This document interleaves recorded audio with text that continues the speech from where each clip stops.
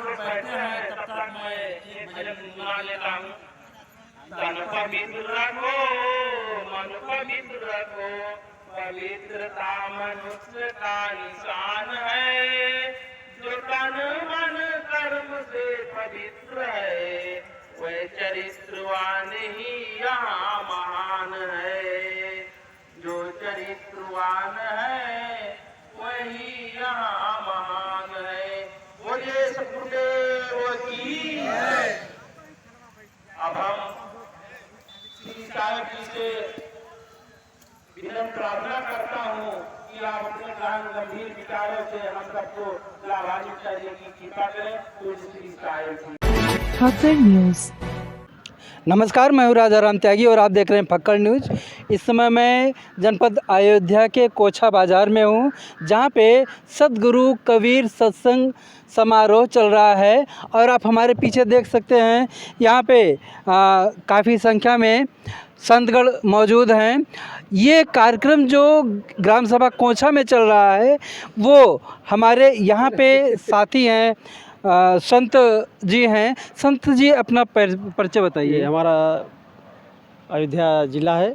अच्छा, तो कोछा ये स्थान का ग्राम नाम में पूरा? ये कबीर मानव सेवा आश्रम कोछा बाजार।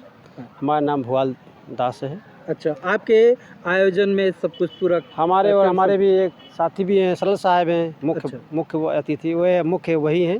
अच्छा, और हम उनके सहयोगी हैं और हमारे आप सहयोग से उनके भी सहयोग सबको बुलाया गया है। तो ये कार्यक्रम महात्मा सरल दास जी साहब के कुशल नेतृत्व में संपन्न हो रहा है और यहाँ पे हमारे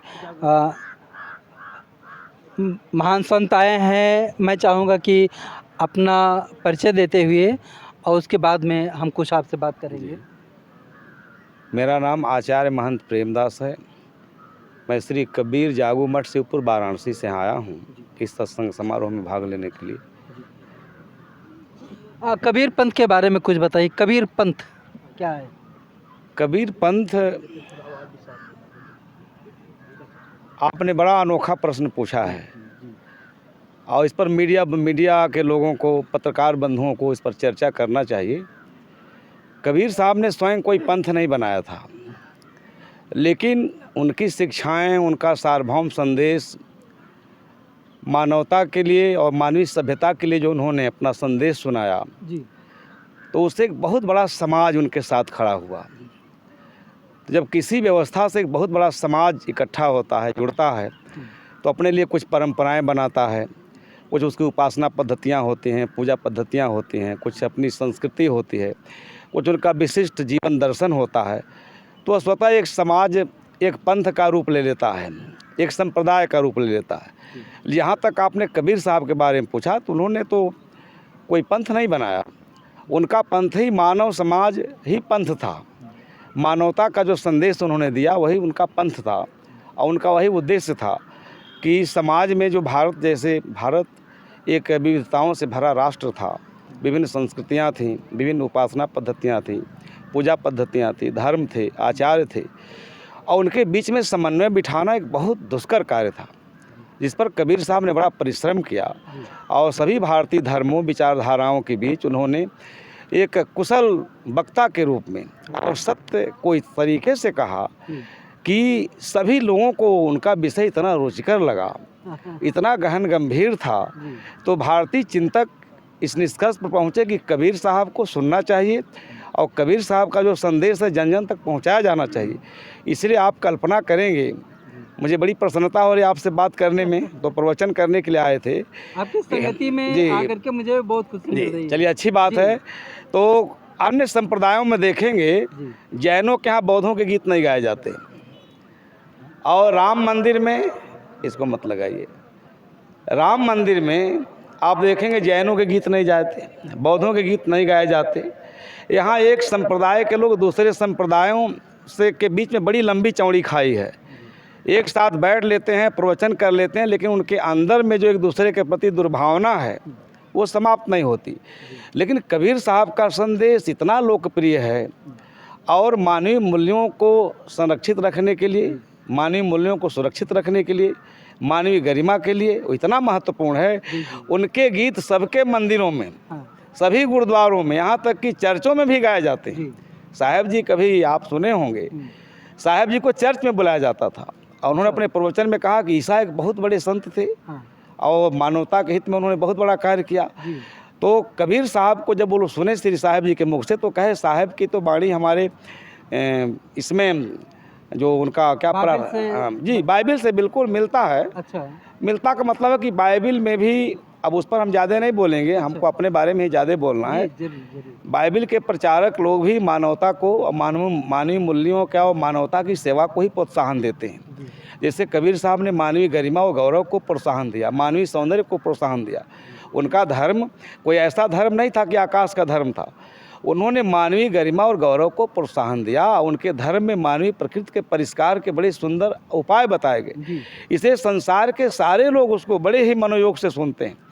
तो गिरजाघर में लोग उनको बुलाते हैं सुनने के लिए। तो इससे सिद्ध होता है कि कबीर साहब ने पूरी मानवीय सभ्यता के लिए, संपूर्ण विश्व में एक वैसे उपदेशक हैं, एक ऐसे सर्वश्रेष्ठ उपदेष्टा हैं जिन्होंने मानवीय गरिमा, मानवीय गौरव और मानवीय सौंदर्य को प्रोत्साहन देने का बहुत बड़ा कार्य किया है, जिससे भारतीय संस्कृति और सभ्यता को बड़ी ताकत मिला, बल मिला।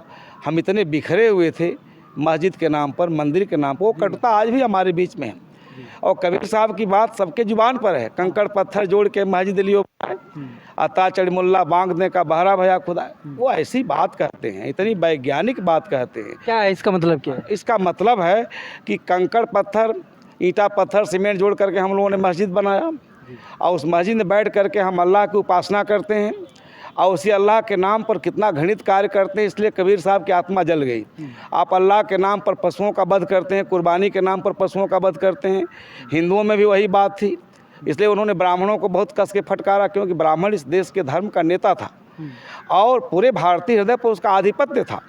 ये जो कहता था उसी को भारत के लोग सही मानते थे।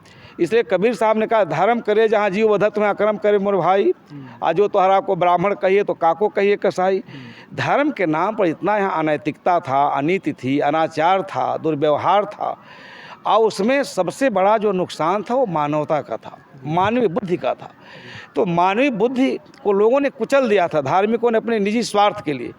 आप उनके बारे में पढ़ेंगे विस्तार से, धर्म के बारे में ऐसा दृष्टिकोण कबीर साहब ने अपनाया कि सब लोग सुन करके विमुग्ध हो गए। धर्म कथा जो कहते रहें, लाबर उठ जो प्रातः कहें, लाबर बिहाने लाबर संझा, वो जन भाषा में अपनी वेदना को ऐसे प्रकट किए कि सारा समाज सुनने के लिए विवश हो गया। जहाँ वो धर्म की परिभाषा करते हैं, तो उनके दृष्टि में सबसे बड़ा धर्म क्या है? जिससे मानवीय गरिमा सुरक्षित रहे, मानवीय मूल्यों की रक्षा हो, मनुष्य एक आदर्श जीवन जीने की कला सीखे, वह धर्म है उनके दृष्टि में। मंदिर में जाना धर्म नहीं, वह तो एक सांप्रदायिक व्यवस्था है, जाना चाहिए, उसका विरोध भी नहीं है।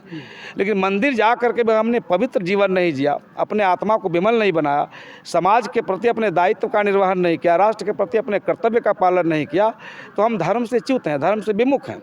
इसलिए मैं तो आपसे भी निवेदन करूँगा कि कबीर साहब के विचारों का आपके ऊपर बहुत बड़ा गुरुतर भार है। लोकतंत्र में आप लोकतंत्र के संरक्षक हैं, चौथे स्तंभ हैं, जो मीडिया है, प्रिंट मीडिया, इलेक्ट्रॉनिक मीडिया जो भी हैं, आपके ऊपर बहुत बड़ा गुरुतर भार है, हमसे अधिक भार है। अगर हमारी बातों को, हमारे इष्ट की बातों को आप अधिक से अधिक लोगों तक पहुंचा सकें, उनको परिभाषित कर सकें, उसकी उपयोगिता बता सकें, समाज के हित में, राष्ट्र के हित में, राष्ट्र की एकता के लिए, अखंडता को अक्षुण्ण बनाए रखने के लिए, तो ये समझिए कि बहुत बड़ा पुण्य कार्य होगा। तो हम तो आपकी आवाज़ को जन जन तक पहुंचाने का काम करने वाले हैं। कबीर पंथ का मतलब साहब ने बताया, कबीर पंथ का मतलब ही होता है पंथ माने विचारधारा, पथ माने रास्ता और पंथ माने विचारधारा। तो अभी कबीर साहब के जो संत शिरोमणि कबीर साहब हैं, उनकी विचारधारा को आपने बताया। हमारे देश में संत शिरोमणि कबीर साहब के विचारों पर जो है पीएचडी हो रही है आज। और एक समय था जब हमारे महान संत जो है अपने घर से बाहर निकलकर कबीर साहब की विचारधाराओं को बताया करते थे। और दूसरा एक ग्रुप था हमारे ये जो गृहस्थ आश्रम वाले हैं, तो वो भी मिल करके कबीर साहब की विचारधारा को आगे बढ़ाने का काम करते थे। हमारे साथ में एक और साहब हैं। साहब पहले अपना परिचय बताइएगा। मैं धर्म प्रकाश दास श्री कबीर धर्म मंदिर जियानपुर अयोध्या साहिब पधारा हूँ। जी, संक्षेप में आप बताइएगा। बहुत सारे लोग कहते हैं कबीर दास का उल्टा ज्ञान, मतलब क्या है इसका?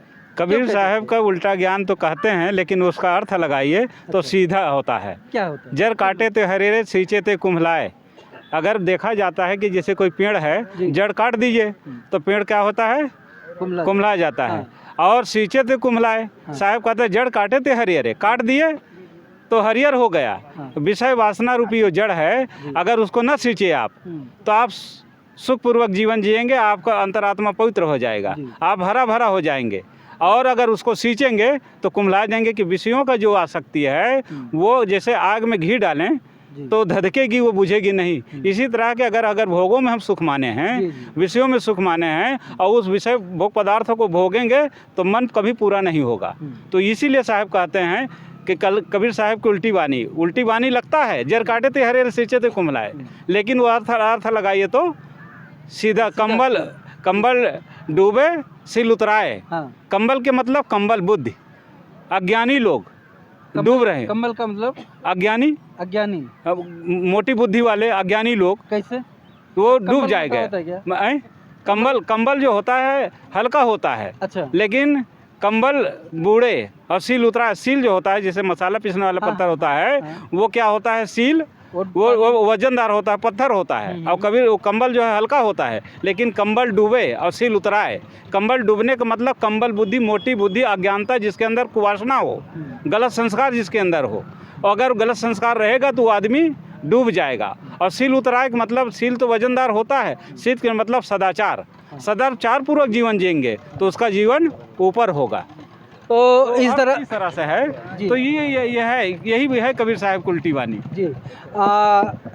संत शिरोमणि कबीर साहब हमारे साथ इधर आइए। ऐसे वो ऐसे विचारधारा के मानने वाले थे कि उनके प्रश्न का कोई जोड़, कोई जवाब देने वाला नहीं था। संत शिरोमणि साहब कबीर दास जी काशी में अपना पूरा जीवन लगभग बिताए हैं और मृत्यु के वक्त वो मगहर चले गए। ऐसा माना जाता है कि काशी में जो मरता है वो स्वर्गवासी होता है, स्वर्ग को जाता है, लेकिन जो मगहर में मरता है वो नरक में जाता है। साहब अपना परिचय बताते हुए इस बात की जो मैंने अभी कहा व्याख्यान दीजिएगा। क्या नाम? मेरा नाम सुभाष दास है। मैं कबीर पारक संस्थान प्रयागराज से आया हूँ।